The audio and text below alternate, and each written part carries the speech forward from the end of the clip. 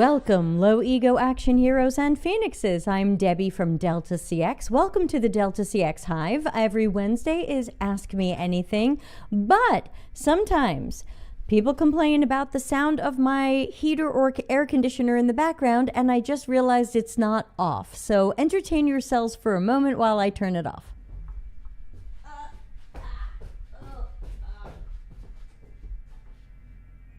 There we go. Okay, I'm coming back. No crying. Okay, hello. So this is our Wednesday Ask Me Anything show. You are welcome to ask me anything. I will do my best to answer things, especially if they're in my realm of expertise. You can send your question to dcx.to/ letter Q, lowercase q. Also, don't forget to subscribe or follow on Twitch. We are also on Blue Sky, Patreon, Discord. I'm trying to move away from things with algorithms. So I've got 3 things planned for us today. So I hope we've got an active audience ready for audience participation. First, we're going to have a little update to yesterday's show, which was one of our episodes about privacy and security. Today it's come to light. Let's put this topic up on the board first. So it's come to light that there were some things said by the Proton CEO over the past few weeks, and continuing, the conversation continues on. Evidently, this person let it be known that they were a Republican who supports Trump. And again, you can agree with that or disagree with that. My show is not about telling you what to think when it comes to politics. But some people felt that was not the right thing for a CEO of a company centered in privacy and security to be talking about. They had also done some things that made it look like it was the company's stance and not the CEO's stance. And the CEO was saying things like the Democrats are the party of big business and the Republicans are out there for the little person and the everyday person. I'm not sure that's factually correct. You're welcome to have that opinion, but especially, this last week of January, I'm not sure that matches what we're seeing. So does this mean we can trust or not trust Proton? Hard for me to say, and I'm not a security expert. I tried to do a little bit of digging today, and what I found is that between Swiss law and European privacy and other things, Proton should know very little about you when you are using their VPN. They might know what time you logged in, how much data you pushed, but they're not going to know who you are or what your email said or what website you visited. So hypothetically, based on Proton's claims of encryption and things like that, it should be safe. I can't guarantee you that it's safe.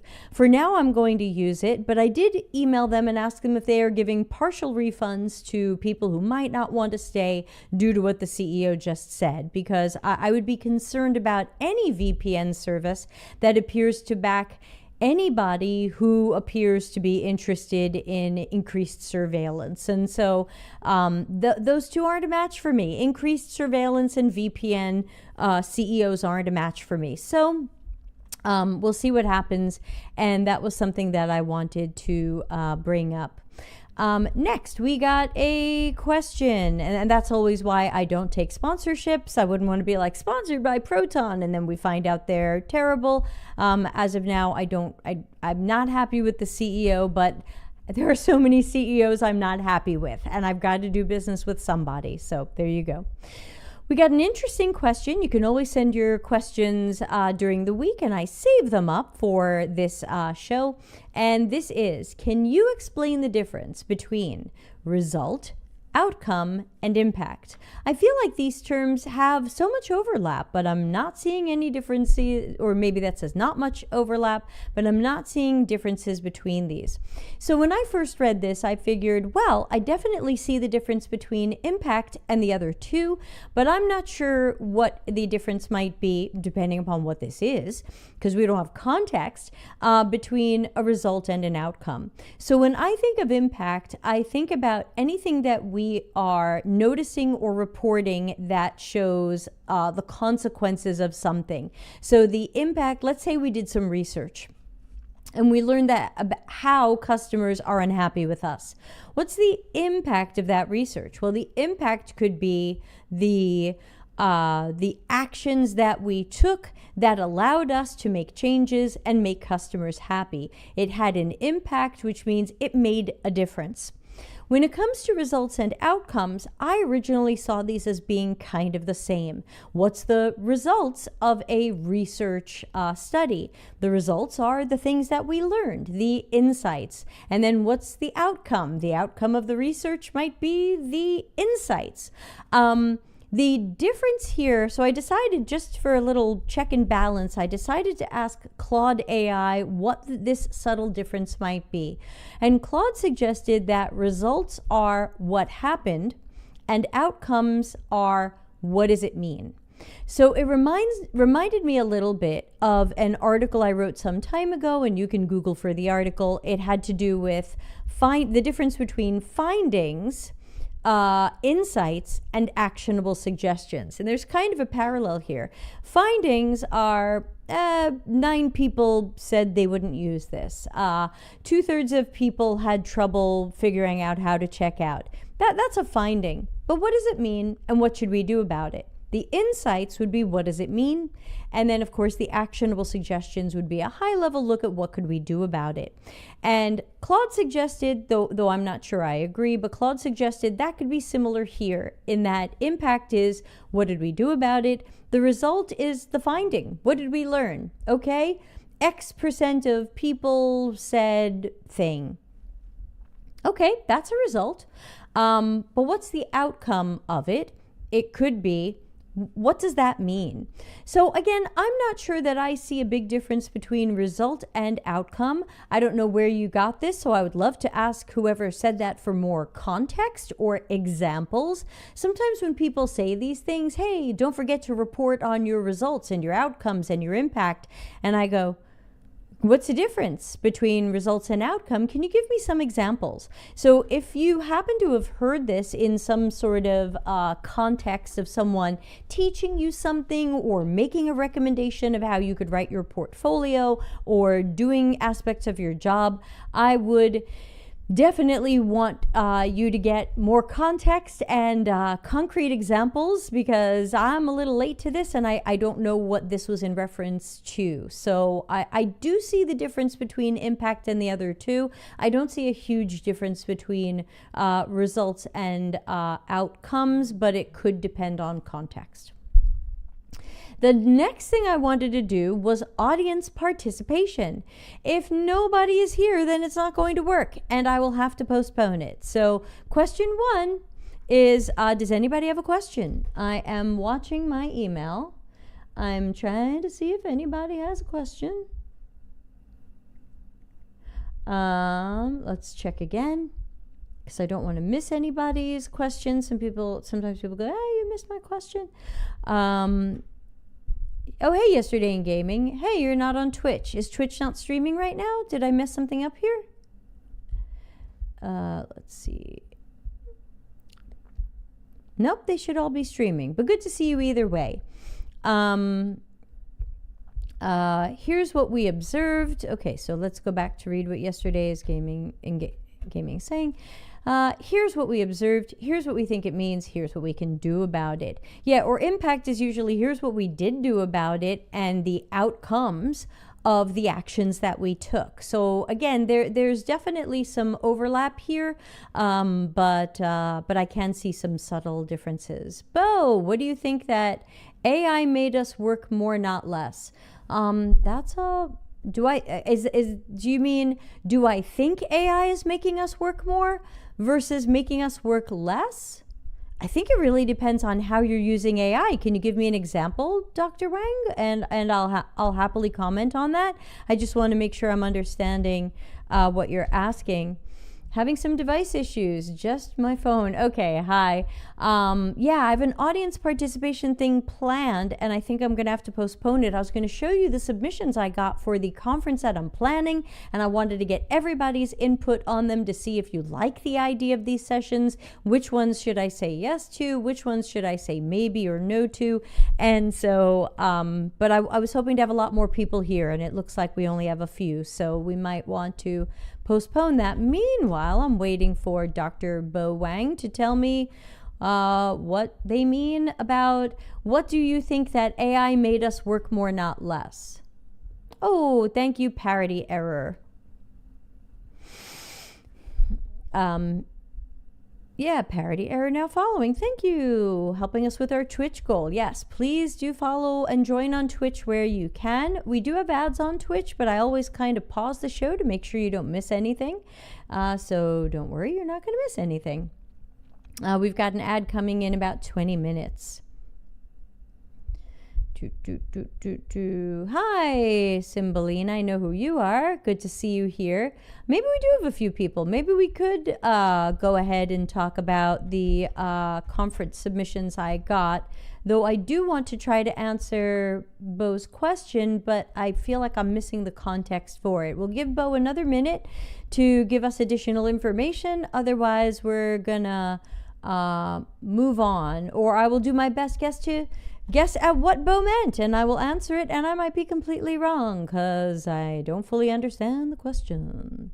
Oh, here we go. I would like your insights on the trend that companies are adopting more AI and laying off UX folks. That is much clearer. Thank you. Okay, so let's talk about that. Let's put that up on the screen. And then we'll take a look at what I got for the conference submissions and see what everybody thinks. Okay, thank you, Bo, for your question. Welcome to the show. Companies are adopting more AI and laying off UX folks. I think this is one of the reasons we're being laid off. There are unfortunately many reasons that people in different UX jobs are being laid off. We've definitely talked about this a lot. One of them is the Section 174 tax law changes that came into effect in 2022 magically when a lot of the layoffs started picking up. I have an entire Medium article on that. You can go to Google and write Medium Levitt Section 174 US, I always write UX, US tax change. I'm sure if you put that into Google, you'll get my article on this. I think that is probably the larger reason why we get laid off. I would think a more secondary reason would be that other people working in the company think they can do our work as well as or better than we can, and so we're not needed. The marketing person is going to do UX. The product manager is going to do X. The business analyst and engineer, that they don't need us because someone else is going to do UX. And if you don't really understand what good UX looks like, it's easy to think anybody can do it because we're not focused on quality. I think the third reason for layoffs is probably companies that just want to shift a lot of jobs to what's the word I'm looking for? To contractor and freelance roles. I think companies right now want the freedom to hire us and fire us as they want. And it's a lot more complicated when it's a full-time employee job and we have to get benefits and there has to be paperwork to let us go. And if we're laid off, they have to make announcements about it. I think we're going to see a lot more jobs being removed so that they can be reposted as freelance and contract jobs, in many cases that pay less. And so I think that's kind of my opinion on the third main reason why we're being laid off. I would say somewhere under that, 4, 5, 6, 7, 8, 9, 10 on the list of reasons why we're being laid off is probably AI. But it's going to be in combination with my reason number 2, which, for example, someone will say, hey, the product manager is using this UX design AI. I think we don't need these designers anymore. So that's partially AI, but it's partially that we don't even get to run the AI. Someone else is going to run the AI and they've decided they don't need us. So I think even when we think about AIs taking our jobs, it could be AI alone, but chances are there's someone at the company that's going to run the AI, and that would mean that it's a combination of my second reason as well, that someone's going to say, hey, we don't really need these UX researchers. I know a little about UX research, and I've got this UX research AI, and so I'm just going to run the AI and we'll just get rid of the researchers. I think a better application would be, if you want to bring some AI tools into UX work, first of all, that should be the decision of the UX practitioner. None of these tools should be forced on us. And secondarily, if you want AI tools that supposedly do research brought into a work environment, it shouldn't be to replace us. It should be something that we control and that we are running these tools, not people who might know little or nothing about our work trying to run the tools. Hey, Ana Lucia, I don't mind that you're late. I'm just happy you're here because you're just in time for the next thing we're going to do together. And that is going to be, we are going to take a look at, anonymously, the submissions that I got for the online conference / event that I'm hoping to run possibly in late May. And I wanted to share these submissions with all of you so that all of you could tell me if you thought that these were worth saying yes to or not. So I've prepared a screen share on the topic where I've got a Kanban board with the submissions. They should be anonymous. If people have written their personal information into the description, then oops. But without knowing who submitted it, we're going to take a look at what these submissions claim to offer. We're going to apply our usual meaningful, actionable, helpful paradigm, and we're going to decide if these sound good. What do you think? Is everybody up for helping me pick some conference sessions just because you happen to be here live?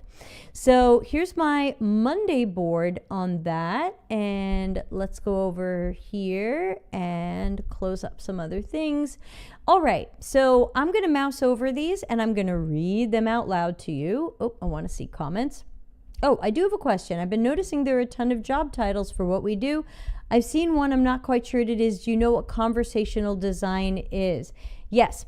Conversational design has to do with people doing UX work around usually chatbots, usually algorithms and AI and LLMs that are having conversations with people. It could be like an Amazon Echo or a Google Home or a digital assistant of some sort. That's usually what conversational design has to do with, and so they usually want to see that you have experience in maybe conversational design, but it's a whole other area. So I hope that helps. All right, my screen's a little funky. Give me a moment to resize it. Let's see how that looks for all of you. Just zoomed in a little bit. Okay. Super. So let's take a look. This one is called, this is the name of the presentation, Defining Goals, Strategies, and Measurable Objectives to Level Up Your Experience Design Skills.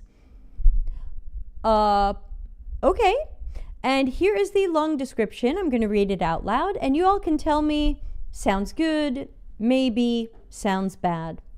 Many design teams I've worked with have been relegated to tactical work. They execute on a specific task trying to improve a laser-focused usability challenge without context for the larger objectives, strategies, or high-level goal. Within Agile, they're often stuck in just-in-time design cycles. This diminishes the value of the team and prevents them from providing value at the strategic level. In this presentation, I'll show that goals, strategies, and objectives tie directly to user segments and scenarios. When done properly, the impact of your work will drive better business outcomes and user experiences. So the original goal for my event was to try to deliver people, stuff they want to hear about and learn about, and since this conference wouldn't be free, would pay to hear about, and B, maybe some stuff you haven't heard at other events. I like the description. I'm not sure about the title. Okay. Any other opinions? All opinions welcome. I don't know who sent this in. I don't remember whose this is, and you are welcome to say anything you like about it. I was expecting something else for that title. Okay, that's fair. But it sounds like you like the description, but you don't love the title. So maybe, would you say this is an accept it, but change the title? Or this is a maybe we may or may not want it? What do you think? Any other opinions from anybody else? I think we have 15 of these.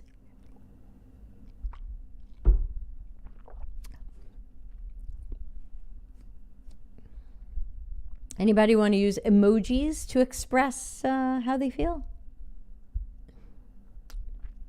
Oh, can you hover the description so I can reread? Sure, I can read it out loud again. Many design teams I've worked on have been relegated to tactical work. They execute on a specific task, trying to improve a laser-focused usability challenge without context for the larger objectives, strategies, or high-level goals. Within Agile, they're often stuck in just-in-time design cycles. This diminishes the value of the team and prevents them from providing value at the strategic level. In this presentation, I'll show that goals, strategies, and objectives tie directly to user segments and scenarios. When done properly, the impact of your work will drive better business outcomes and user experiences. Ralisa says, what's the audience for the conference? All of you. Anybody in UX? Well, we did some earlier. You might have missed. We did some brainstorming on topics for a potential conference, and we came up with a Miro board of topics. And I told people, submit whatever you want, and if it fits with these topics, probably great. And if it doesn't, not as great, but people are not tied to the topic. So it grew out of Hung Shu's, or a month and a half ago, that people were fed up with UX conferences, both in the research and design spaces. They weren't learning what they wanted to learn. They weren't learning actionable stuff. And a lot of these events were the same old people talking about the same old things and not really talking about the reality of what our jobs are like. They just show up and they go, hey, I'm from Uber or whatever, and we do things so cool, and they can't tell you like, hey, it's a shit show over here. Raven says, this is a topic that comes up quite a bit in ROI discussions. I'd be curious as to what they share that'll be different. And Ralitza points out segments aren't a given in an organization. I guess I'll put this on maybe. There's definitely some pros and cons here. I'm a little worried about it, but let's give it a maybe. We'll give it a chance. Yesterday in Gaming says, I agree with Raven. Not sure what angle they might take. I feel like it described the problem, not clear what the solution is. And by the way, I get rejected from conferences all the time, and they say to me, I couldn't tell from your description what the solution is. And I always say, yeah, no shit. Because first of all, usually I'm given a limited number of characters to write the description. Second of all, a description is usually meant to make people go, oh, I wonder what that will be about. I'll go to that talk. I can't just say, oh, and by the way, here's the whole talk in the description. Then you don't have to come to the talk because I told you the solution. So please don't be thrown off if the description of the presentation does not give away the ending of the book. We want you to be interested in the topic, and we want you to come to the session. You're going to find out there what we suggest or what we think the solution is. So there you go. Here's the next one. It's called, Hi, I Need Some Data. Lessons Learned While Making Friends with Analytic Teams. The description is a bit long. I will read it. It's also up on the screen. I hope you can see it. We've heard for a while now about the value of data to UX teams.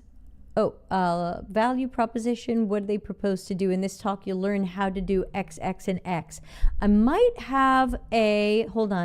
be able to add to my Kanban board. Give me a second. Customize your Kanban card. Show all columns. Key takeaways is not there.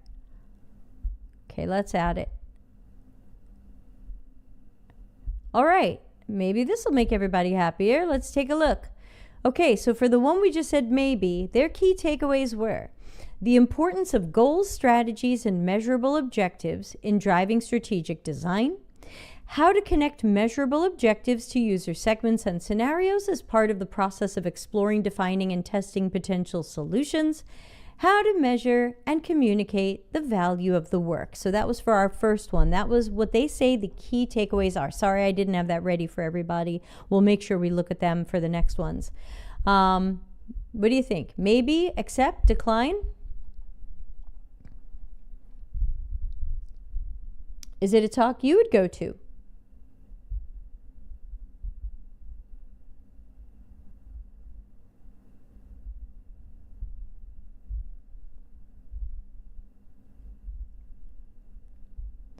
This topic is personal for me since I was a UXer that started a product analytics team. What's interesting is that I found a lot of UX folks averse to learning how to use quant data. So I think you're talking about the next one, the hi, I need some data one.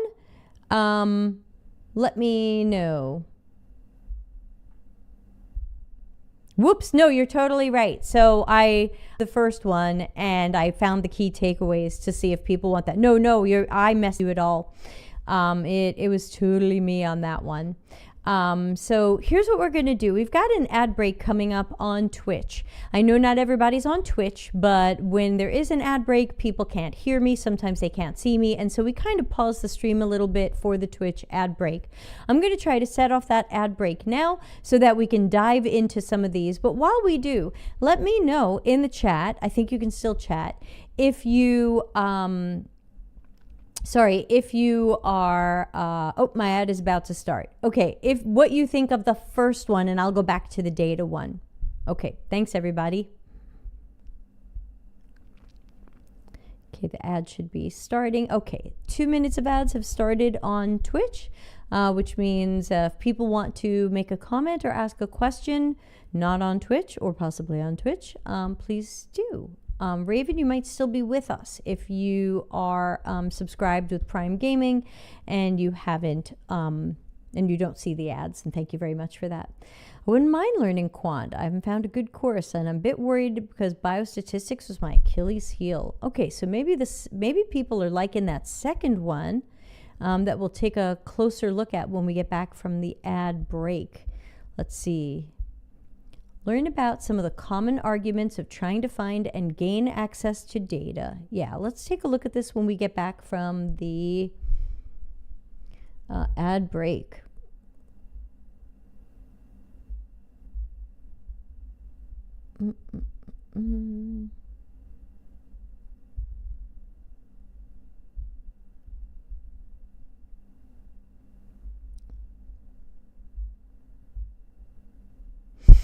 Oh, on a side note, I found out yesterday that vMix 28 was released. I'm still in 27. It is going to be, so I use vMix for these broadcasts. The new version is out, and I'm going to have some new features once I upgrade, and some of them are a little wacky, and we're going to play with them.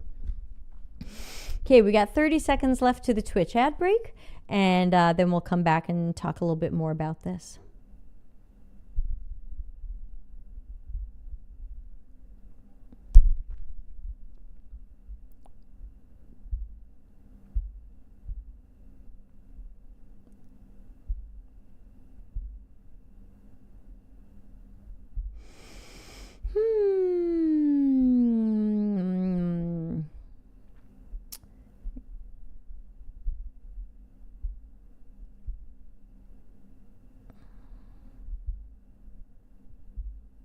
All right.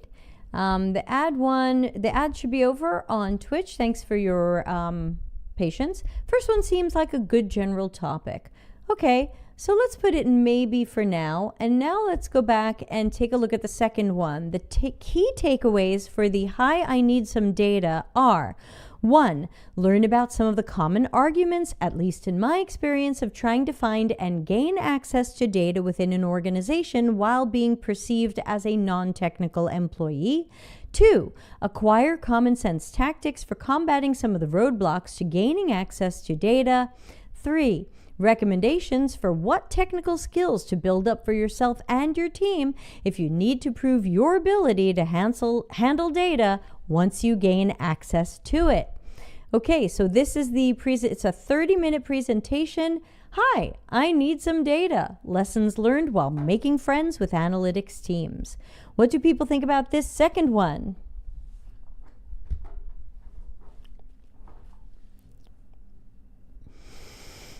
Accept? Maybe? Decline?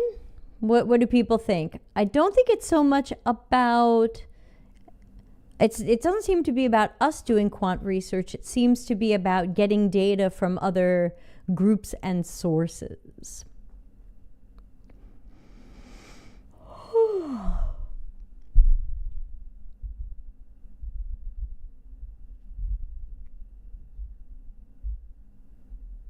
Anybody? I'm hoping people will type something. Maybe. My company uses no quant data. Okay? If we get a whole bunch of maybes, then I'll have to decide later. 5 years of drama. Sounds bad. I'll slide it over to maybe for now. And if anybody really loves it or really dislikes it, we can slide it around. I just go to support. Okay. Maybe. Okay, this one is called How to Tame the Beastly Challenges of Your Stakeholders. And the key takeaways are: attendees will learn several ways to cope, confront, and correct some of the typical challenges they may face on the job.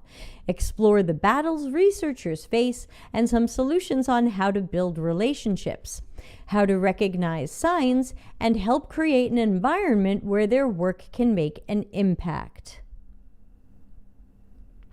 So what do people think about this one? The beastly challenges of stakeholders.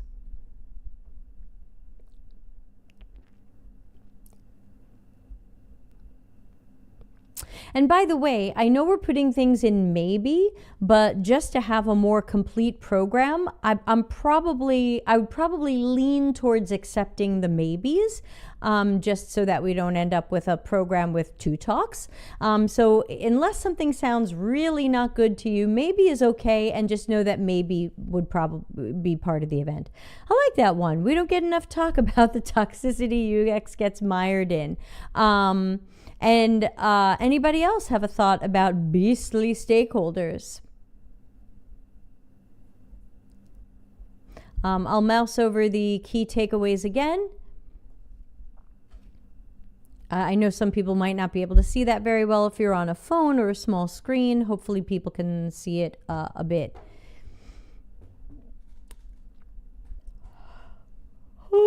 Cope, confront, and correct typical challenges. I also like that one. Okay. I'm going to put that in accepted. I am a little biased here because I've actually seen this presentation. And it was a fun presentation with some good information. So we'll put that accepted.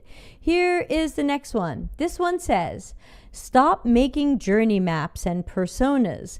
Complete a SAC, Scenario Alignment Canvas. Has anyone ever heard of that before? Let's see what the key takeaways are. Learn how to use this quick and innovative approach to align teams. Get your team to quickly focus on the user's key needs, goals, and pain points. Align your team to share knowledge and build out a research plan, all in about an hour or 2. Oh, reminds me a little of my knowledge quadrant, but then it doesn't sound anything like my knowledge quadrant. Why does this sound like another framework just for the sake of it? I have to admit that's my gut feeling as well. Let's see what their longer description is. Maybe that will help us out. It's a kickoff workshop. It exposes assumptions, collects data, and helps you plan research. It challenges personas, but it's fast and efficient. That's a little weird. It sounds like it does a lot of stuff, but then it's also going to be fast and efficient.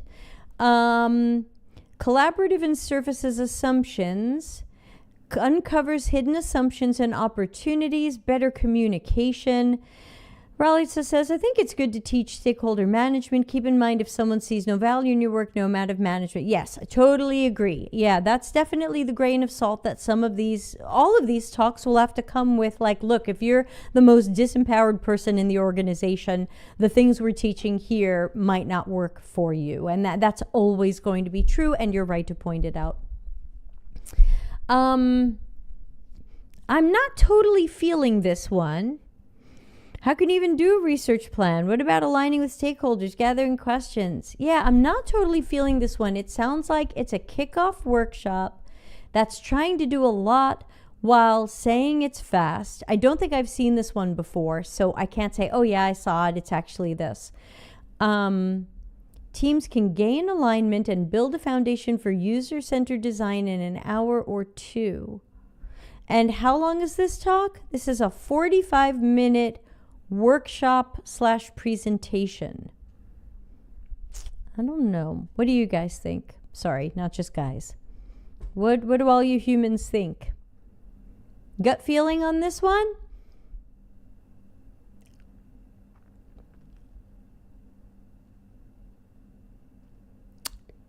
I know there's a delay and I know people are typing, so I want to give people a chance to say something.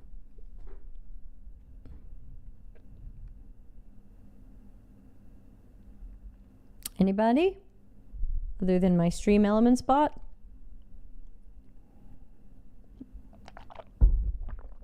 I would say no to the workshop. It doesn't sound serious to me. You have so much materials on the topic and it can't be captured in 45 minutes. Okay, that's fair. Let's say we're leaning towards declining this one. I would lean more towards decline. Okay, fair enough. Let's look at the next one. This one says, jumpstart presenting your work. Tap into frameworks to get organized fast. And the key takeaways are knowledge about spontaneous talks frameworks, examples showing how to present a spontaneous talks framework, build confidence by organizing thoughts quickly and presenting an articulate answer. And the longer description says, after sharing about spontaneous talks frameworks in previous talks and workshops, I became fascinated with the idea of helping others present their work like a professional. Tough part of sharing your work is getting started. Collecting your thoughts and packaging them in a way to portray your message and influencing others can be a huge roadblock for people. People might think, where do I begin? I have a series of frameworks that people can use as a starting point to get over the hurdle of the dreaded blank screen. Applying these frameworks will not only propel you to expert level in your presentation skills, they'll also help you craft a concise, organized narrative to share with executives and others on your team. These frameworks are jam-packed, full of approaches and things to consider when constructing your next share-out. People no longer have to dread presenting their work. Applying aspects from the simple frameworks shared will help anyone jumpstart their presentation or talk with ease. Okay, I think I've seen this one before, and I think I liked it. But it was so long ago that I don't totally remember it. Yes, we don't really know what these frameworks are, and that is just typical conference descriptions. They don't tell you how the book ends. They hope that you're accepted and people will come and learn the thing. So please don't be surprised that you still don't know what the frameworks are. We're just going to have to assume that we would learn frameworks that would help us when we need to speak spontaneously. That's what it sounds like. How are people leaning on this one? Give me a couple of comments.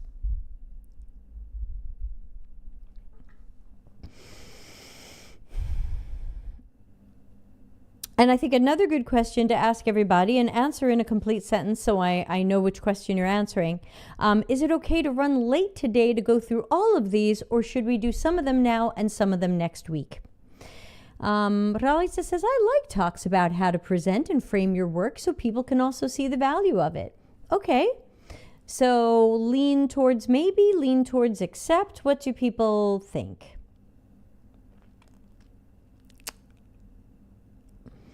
The idea is nice. It's my current Achilles heel, but I'm not sure if it would help me. That's right. We don't know if it would help us until we see this person's talk.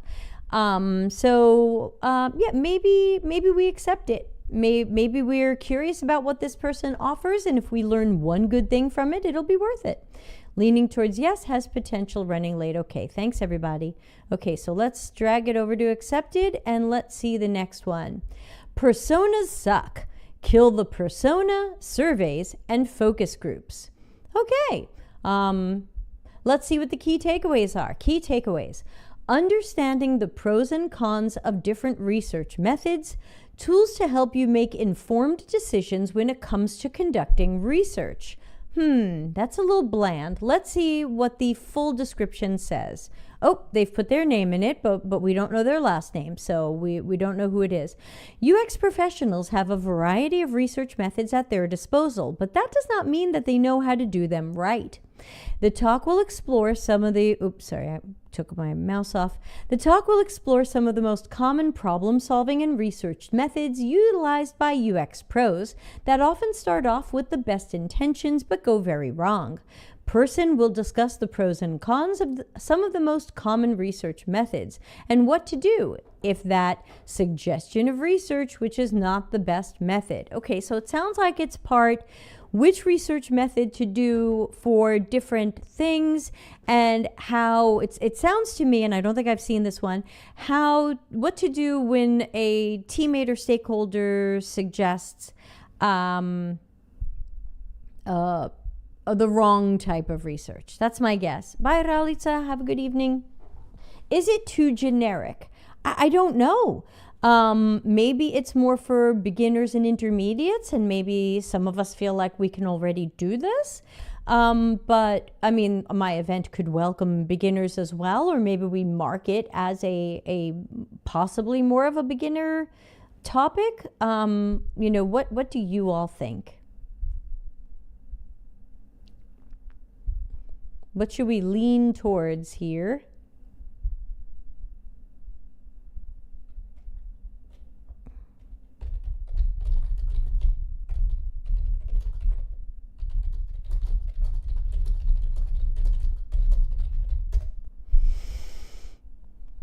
It got quiet here. Am I still, is this on?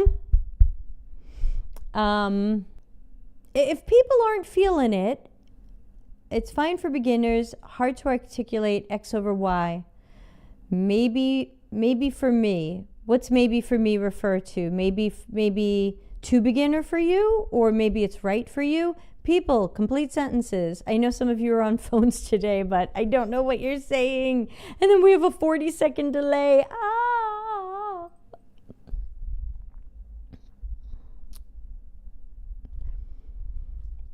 So maybe for beginners, possibly. But I also feel like the title doesn't totally match the description. This may be another one where we need to reconfigure the title to better explain that this is going to be when to use different research methods and maybe how to talk your coworkers out of forcing the wrong method on you. I guess I'll give it a maybe. Oh, maybe for me. I'm so sorry. You're giving it a maybe. And I was like, what does that mean? Let's drop it in maybe. All right, next one. How to, there's so much hostility towards personas. Yeah, I have some of that as well. I like behavioral typologies. Okay, here's our next one. It's called How to Apply Non-Human User Personas, Creating a Community Pollinator Garden. Does that mean the bee is a persona? What? All right, here are the key takeaways. Use the persona. That's so funny because the other one is forget personas and this one is personas. Use the persona to engage shoppers to learn more about pollinators at a plant sale or nursery. Educate your neighbors on the importance of pollinators. Approach your legislators to help educate them on the importance of pollinators. Educate younger generation by doing a presentation to learn at school or quizzes. Get your company on board with creating a pollinator garden. Yes, I'm feeling what Ana Lucia said. This definitely seems to be about creating a pollinator garden. I'm getting that. I don't see how this has anything to do with personas.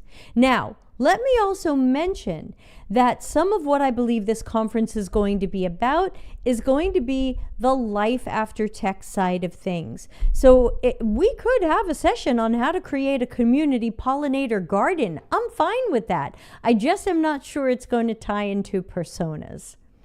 Decline. And is this synthetic users? It's true. The way the person describes this, I got that feeling too when I first read it. Is this synthetic users? Let's read the full description. Non-human personas for the rusty-patched bumblebee and a pollinator garden. What is the value of a non-human persona in a conservation project? How do we create a non-human persona? How do we apply a non-human persona, such as in a community pollinator garden? I'll give you my gut reaction to this. I think the idea of teaching people to create a community pollinator garden is really neat. And because I think this conference is going to span both, in fact, let me unshare my screen for a moment while I pull up the Miro board where we told people what the topics were going to be, just so people get a little more context here. Miro, conference requests and ideas. Let me just get to this board. All right. So, oh, I get it. Bees are stakeholders, but can you really create a persona for them? They should be considered if you're creating something to improve the bee experience. So this was the original Miro board that I distilled down to say, based on some other research and brainstorming we had done, these sound like the key topics people would want to hear about at the event. Can AI take my job kind of stuff? How to promote the quality and value of our work at companies?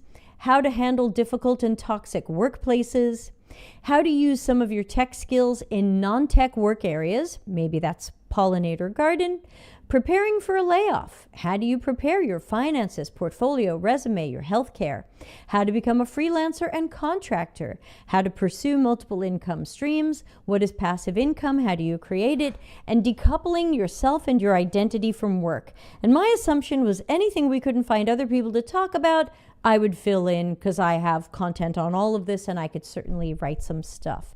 So that's why I think this one could be interesting. Isn't this something we should gather from experts? Should we create a persona from that knowledge? Yeah, like you can't totally create a persona for a bee or a plant because you can't research them to know their realities and their experiences. You would be imagining their realities or thinking about what their experiences might be. This one's really tough for me because I like the idea of teaching people about a community pollinator garden, but I'm not sure I'm digging the persona connection. Yeah, it sounds like we're leaning towards decline. I think I'm going to drop it into maybe to see if this person just wants to teach people about creating a community pollinator garden, because it could be a nice hobby for some people, but I think the connection to personas is a little soft. That's my gut feeling here. So maybe I'll see if they're open to just teaching us to make a community pollinator garden and taking bees and plants into account while doing it. Next, working title. It's okay not be UX unicorn. Okay, that title might need some help. Ana Lucia says, we definitely need that knowledge, but we need to gather it from experts. Presenting a persona seems a bit much. Yeah. Okay, this is the key takeaways. There is space for unique skills in the industry. Many industry standards are only perceived to be true. Building a career based on your strengths is easier and more fun and more successful. Thoughts on this one? This person says they will discuss how to find your own direction, rekindle your passion for UX, and give you permission to be who you are. What do you all think about it's okay not be UX unicorn? The bee metaphor could be interesting.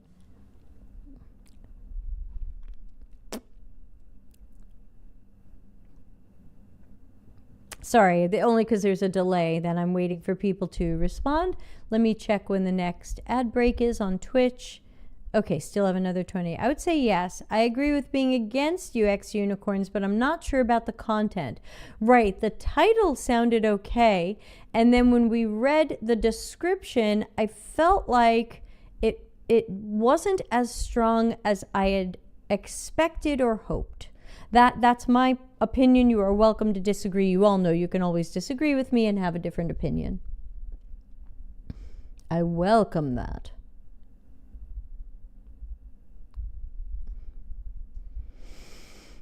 Thoughts?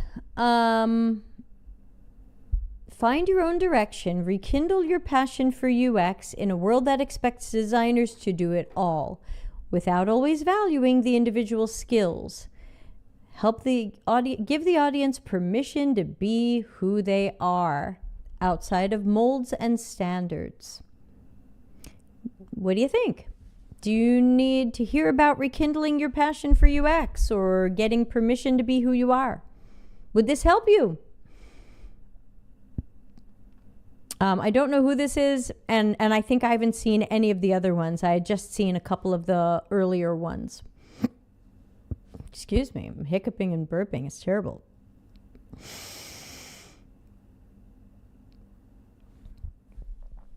I guess people are typing. What do you think? Somebody say something. And if you're watching this video later, let us know what you think in the comments. I honestly like the idea, but I'm still unsure how the content will help me not be a unicorn. Yeah, I don't know.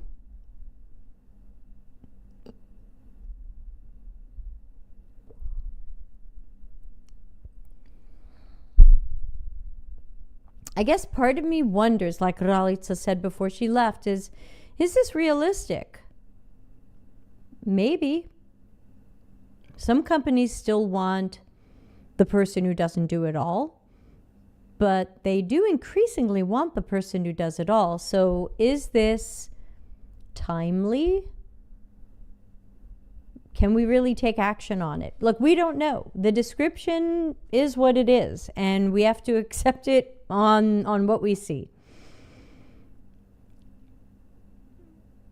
Maybe we can get some thoughts from Raven, Yesterday in Gaming. Anybody have a thought on this one? Oh, excuse me. Otherwise, I'll just put it in maybe, which means it'll probably get through, but I would probably warn that person that we're expecting something really actionable. Yeah, I guess it's a maybe. All right, let's move on. We got 10 more. This one is Love, No Ego, The Courage to Be You. It's a 60-minute presentation. Here are the key takeaways. Acknowledge and remove biases, judgment, and fear, and reduce social and workplace stress. Align inner purpose with outer purpose to create a purpose-driven individual, culture, and organization. Implement 4 pillars and several supporting methodologies and strategies that improve individual, team, and cultural consciousness, congruency, and integration. Instantaneously activate levels of autonomy, self-acceptance, responsibility, and accountability, facilitating daily goal attunement and accomplishment. Facilitate and maintain a positive mindset that creates a higher level of commitment and dedication to achieving goals despite challenges.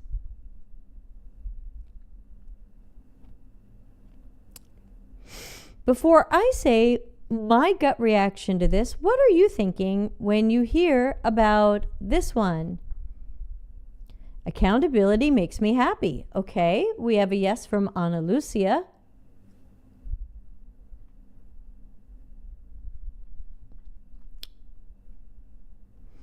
Ana Lucia is a one-issue voter. I see accountability, I say yes. I don't care about the rest of it. Someone help me with accountability. Why aren't you coming to my coaching? dcx.to, everybody. I'm doing personal development coaching now. First 2 calls are free. Raven? Yesterday in Gaming? Dr. Bo, anybody still here? What do you think of this one? I'd love to hear from at least one other person before I comment, so I don't color anything in any direction.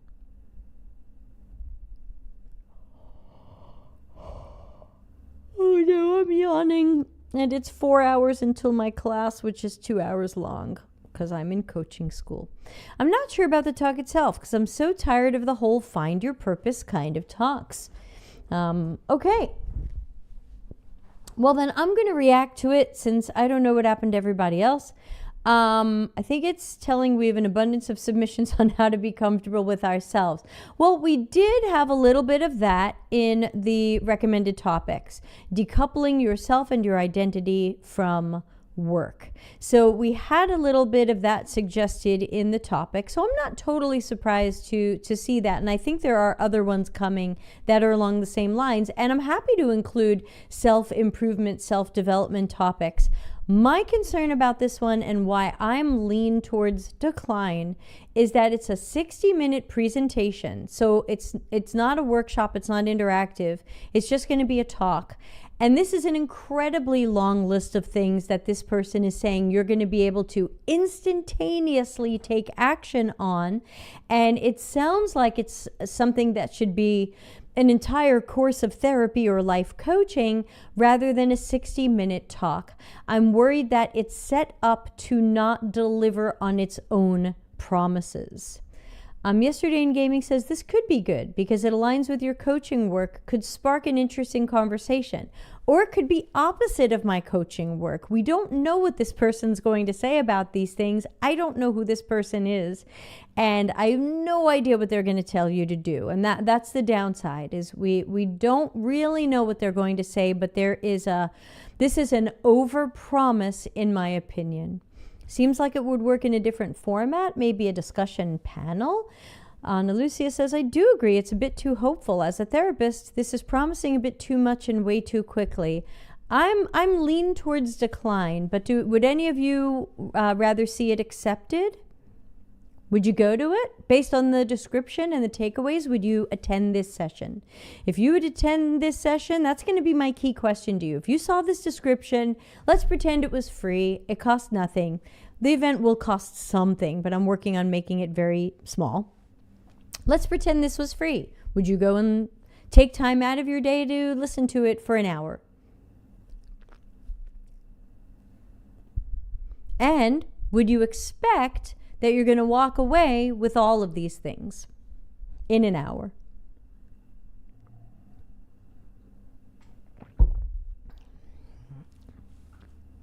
I probably would lean towards decline out of my fear that it's overpromising. But I'm welcome for you all to overrule me and say, no, there's something really good here. We're curious about it. We would go to this. Keep it. Yesterday in Gaming says, I'm okay with decline. I would really only go because I'd want to hear your thoughts on what they said. Otherwise, I wouldn't go. And I wouldn't go to it because I'm worried about how much this person's going to get through in an hour. We've got 4 pillars. We've got cultural consciousness, integration, purpose-driven individuals, purpose-driven cultures, purpose-driven organizations. I think it's just overpromising. So I'm going to put it on decline. Next one, from overwhelm to alignment, harnessing your unique energy blueprint. This is a 90-minute workshop. Interesting.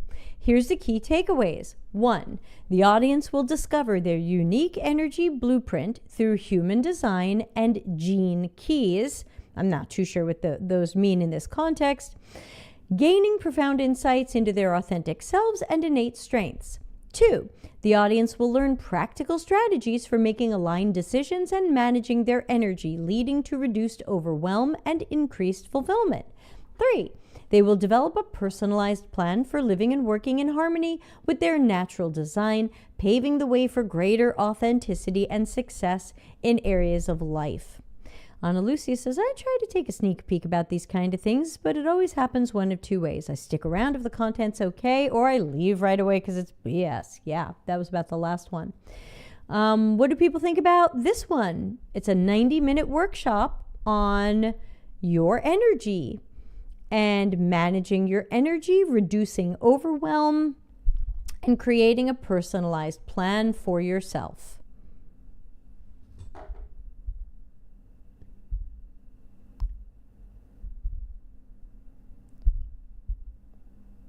Just going to file some emails I've received while you type. What are gene keys? I'm confused.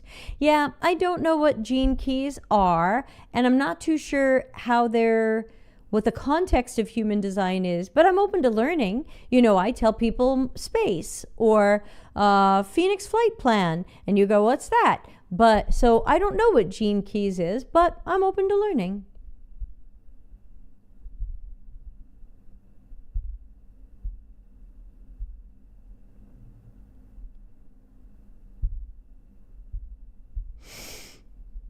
Thoughts? I'm afraid of this being esoteric. Okay. That's funny because I have the opposite feeling about this. To me, this seemed very focused, much more focused than the one we just declined. It's a 90-minute workshop, so that tells me it's going to be interactive. And I thought it seemed interesting. I felt curious about it. I don't know what they're going to tell me. I don't know if I'm going to buy it or buy into it because there's nothing for sale here. But it made me curious.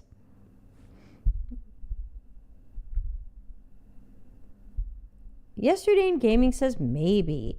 Okay, and remember, most of my maybes will probably be yes, and that's okay too.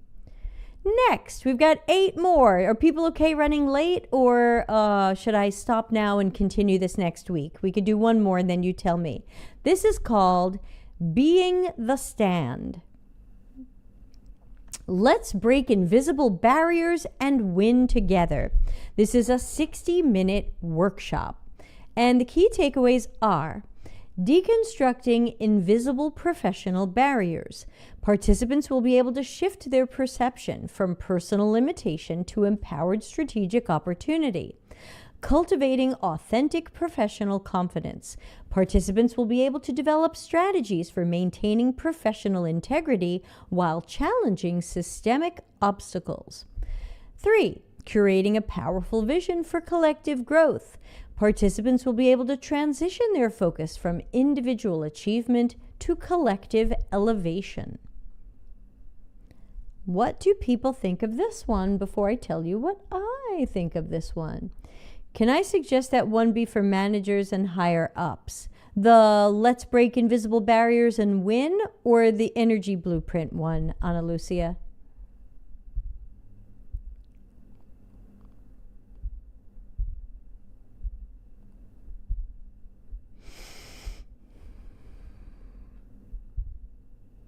Invisible barriers. Okay, so you think invisible barriers is for managers and higher ups? Possible. Sounds like something bad managers should learn. Okay. Anybody else have a feeling about this one? Again, it is called Being the Stand. Let's break invisible barriers and win together. Oh, and then it says it's a speech. Did this say it was a workshop?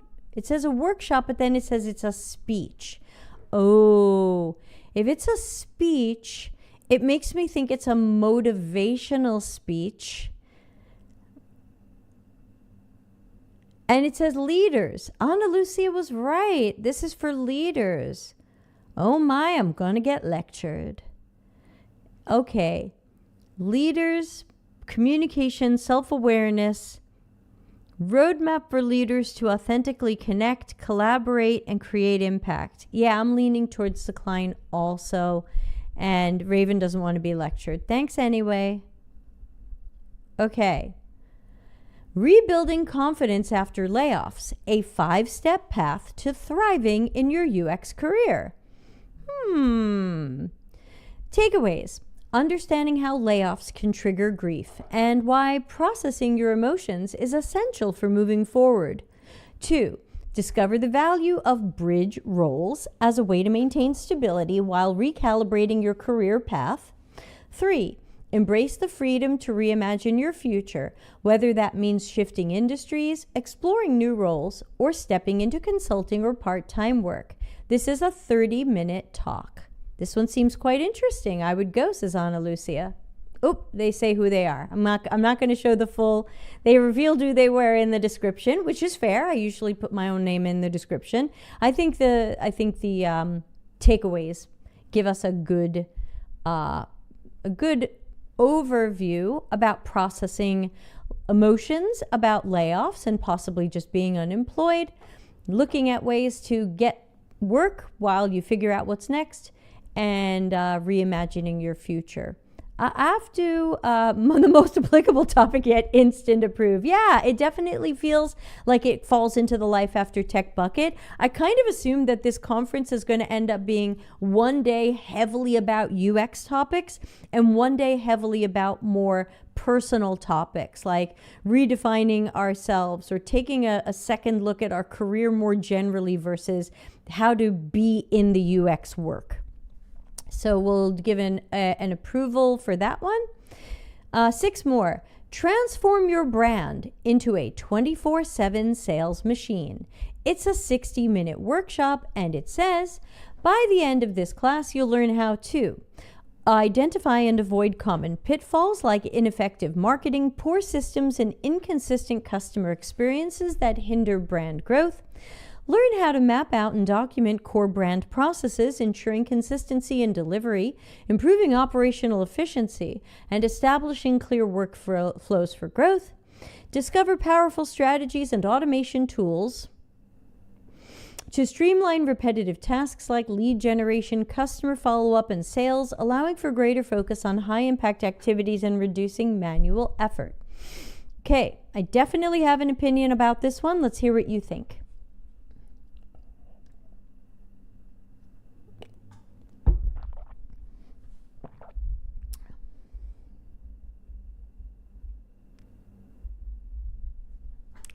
This sounds a bit too marketing. Is this on the scope? Well, I said you can propose whatever you like, though we'll probably be more likely to accept things that fit the conference topic sticky notes. So, yeah, this could be marketing. Personally, I think it's overpromising for 60 minutes. This seems like it's going to solve every problem your brand and sales and customer experiences ever had in 60 minutes. So I'm worried that it's over-promising, and I'm worried that it doesn't really fit our core topics. Does anybody feel excited about this one, that you'd go to it? Because I don't want to knock out anything that somebody's feeling really excited about. I would go to this, but I'm not sure it fits with the rest.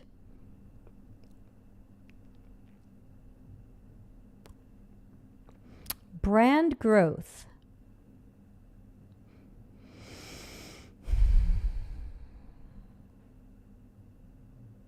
And I'm a little worried about automation tools for lead generation. It sounds like we're going to spam people with AI. I'm having reservations about the theme. Yeah, I'm a little worried about especially automation tools for lead generation. It sounds like scraping stuff or AIing stuff, and so I'm a little nervous about that. Just another marketing emails a spam.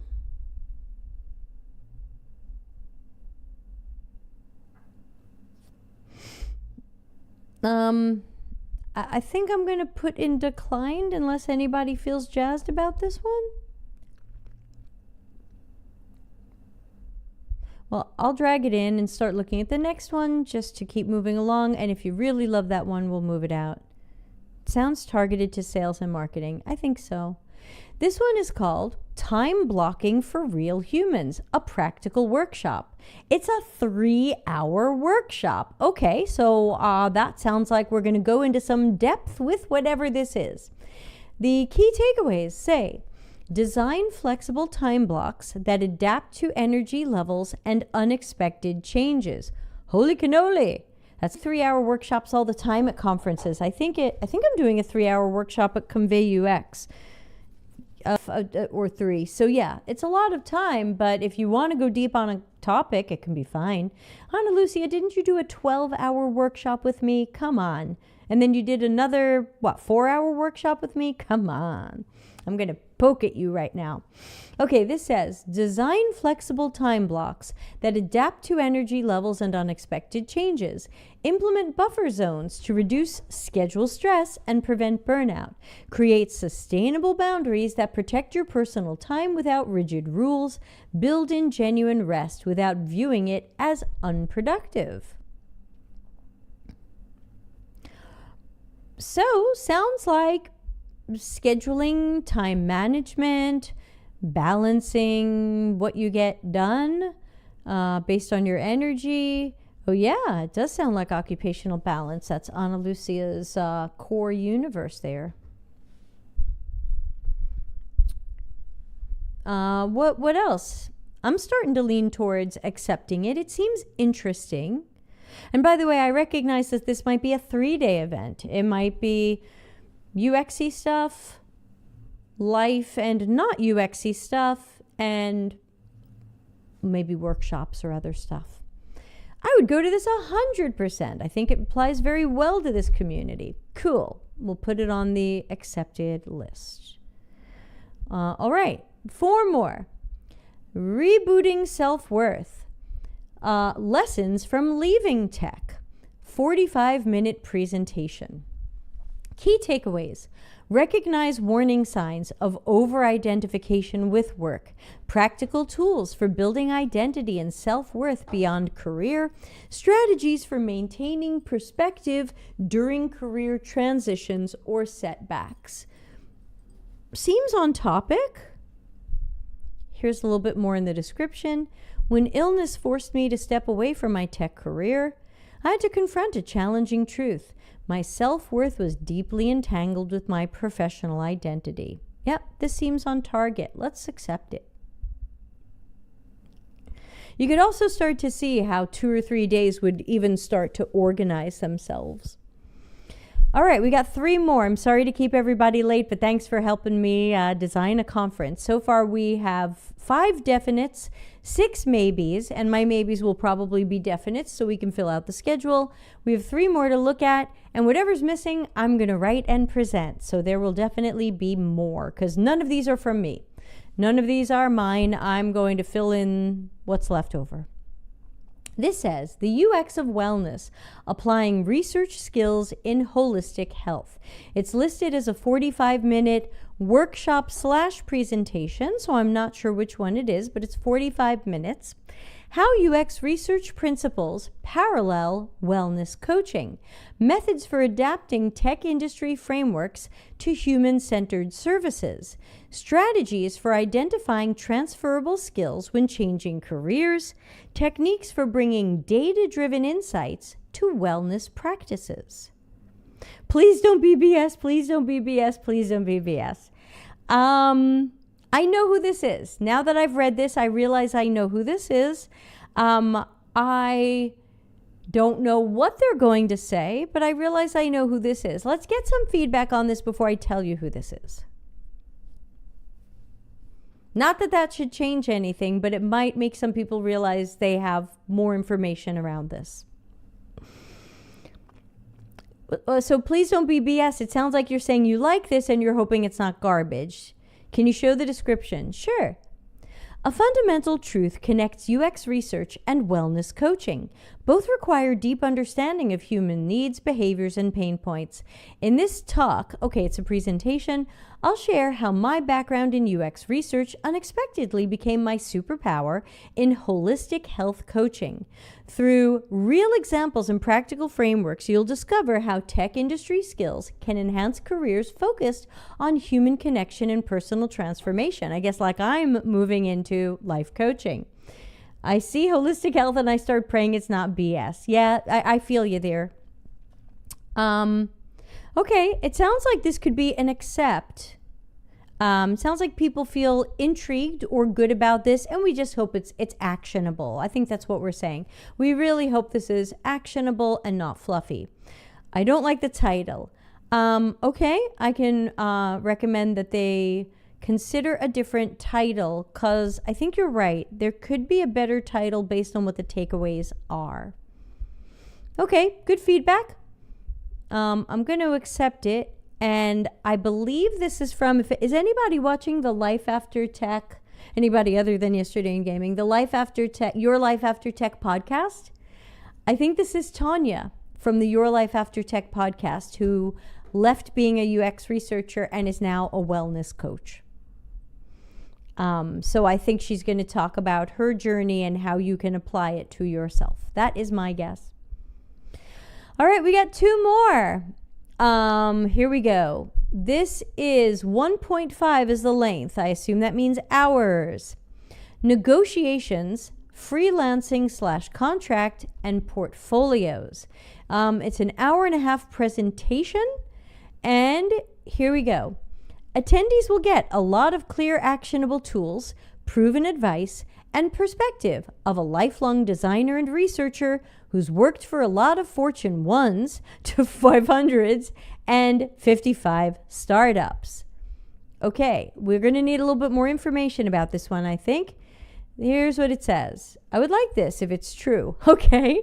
It says, I'll go through some negotiation styles, frameworks, tips and tricks on getting the most from employers and stakeholders by understanding value and power.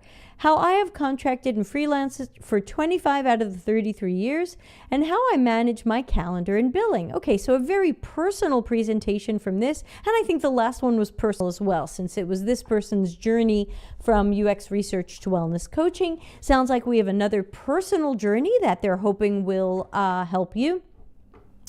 I'll talk about portfolio best practices and how and why I do them. I'll show my own portfolio. There will be tools, leave-behinds, and a deck. I know who this is. What do people think about this one? I think it needs a better title. I think I would accept it, but I also know who this is. I would like it if it's true. Look, I would like any of these if they were true. Some of them don't seem true. I'm gonna move to accept. See if anybody has a disagreement. Oh, when's the ad break? Oh, we had an ad break. Sorry. Accept. Okay. Sorry, I think I missed the ad break. I hope everybody was able to stay with me. Okay. I know who this is, and I don't know if who this is would change anybody's minds, but I believe that one came from Thomas Wilson. Some of you might know from LinkedIn, and we did a service design episode last year. So yeah, I would like to hear what he has to say, and hopefully you do too. Okay, we have one more. We did it. We planned a conference almost. This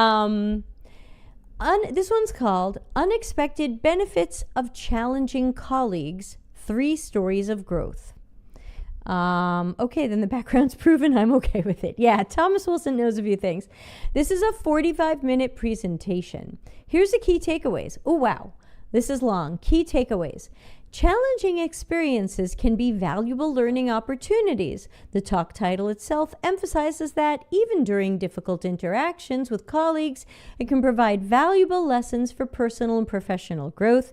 The 3 stories aim to demonstrate that challenges can be catalysts for positive change. So again, another person talking about something they went through personally that they hope will help you. That's a common thing at conferences. It's actionable and not just your fluky experience. 2, effective communication and collaboration skills. The second story, about dominant cross-discipline teammate, suggests a focus on improving communication and collaboration skills. This experience showed how to effectively advocate for research, overcome objections, and communicate the value of your work to teammates and stakeholders with differing perspectives. 3, the importance of self-reflection and personal growth. The third story, about the difficult boss, emphasizes the importance of self-reflection and personal growth through valuable lessons about self-worth, identifying your strengths, and pursuing a career path that aligns with your values and goals. I think navigating personal relationships seems a fine topic. I don't think this is personal relationships. This says navigating professional relationships, communication and collaboration skills, and you will achieve personal and professional growth. Professional. I'm worried that this one's overpromising, but it sounds like this person mostly wants to tell you 3 stories that happened to them and how they grew from it, which sometimes can be helpful and sometimes can be thanks for the stories. So what do you think?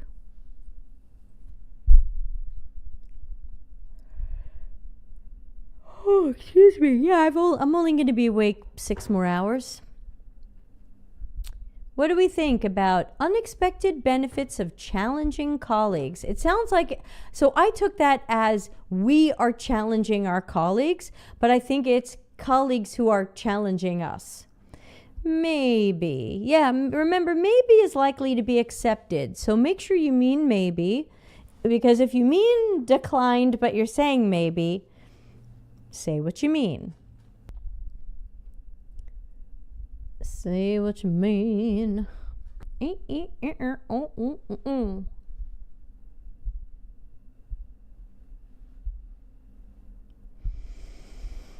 Oh, excuse me. It's our last one. What does everybody think? Oh. I think it can be a maybe. Sometimes you hear somebody's stories and you go, yeah, I'll try that. And sometimes you hear somebody's stories and you go, that story is very yours. Ana Lucia says, it may be helpful for juniors or less experienced people. I had to learn this the hard way through work. Yeah, that's a good point. But it could be okay. I'll give it a maybe, which is probably a yes. All right, so we've ended up with 14 sessions. 4 we are declining. I think we've made some good decisions. Again, the maybes will probably be yeses. I'll give people some feedback, especially about some better titles and maybe cleaning up descriptions a little bit. And I'll be putting together some presentations because I get the feeling I'm going to fill in the blanks on some of the topics that ended up here that nobody covered. So, yeah. I'm sure I'll do some life after tech kinds of topics.